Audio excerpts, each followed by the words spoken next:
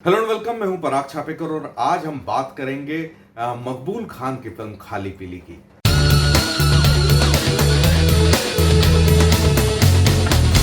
खाली पीली अगर मैं बात करूं तो सबसे पहले मैं एक सिनेमा की बात करना चाहता हूं। सिनेमा वो होता है जो हर समय में कुछ बदलना चाहता है, बदलाव चाहता है।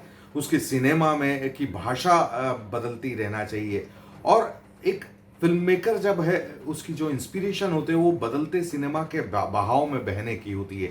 तो मकबूल ने इस फिल्म के साथ ये साबित कर दिया, पहली फ्रेम के साथ, कि वो 80s के सिनेमा को ट्रिब्यूट देना चाहते हैं आज की स्टाइल में। तो इसमें मकबूल पूरी तरह से कामयाब हुए। एक 80s के दर्शक होने की हैसियत से मैं ये कह सकता हूँ कि खाली पीली में मेरे वो नॉस्टैल्जिया को जगाती है।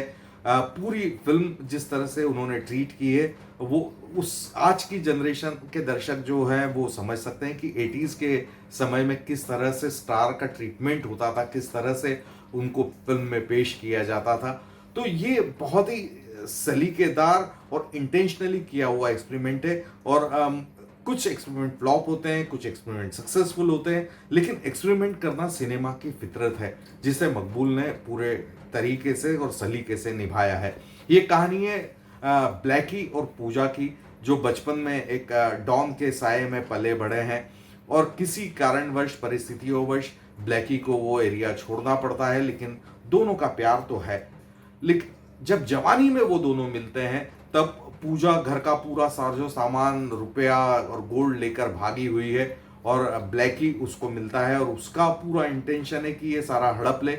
और कैसे वो एक दूसरे को पहचानते हैं, कैसे वो डॉन से बचते हैं, कैसे वो पुलिस से बचते हैं, और अंत में बुराई का अंत होता है, जैसे 80s के सिनेमा में अक्सर होता ही था कि बुरा आदमी जो है वो मरेगा मरेगा, उसको सजा मिलेगी मिलेगी।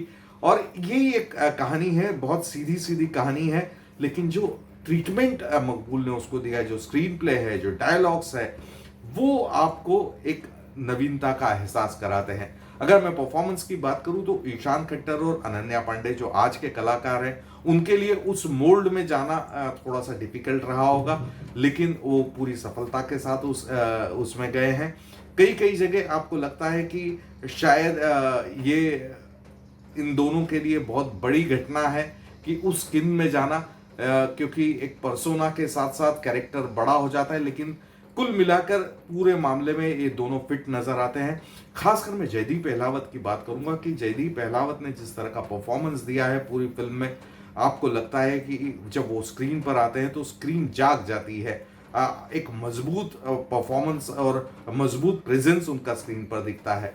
तो कुल मिलाकर अगर मैं बात करूं तो खाली पीली जो है मुझे नॉस्टैल्जिया देती है, और आज के दर्शकों को कहीं ना कहीं इंटरटेनमेंट वैल्यू नजर आएगी उसमें, क्योंकि वो समझ पाएंगे किस तरह का सिनेमा होता था।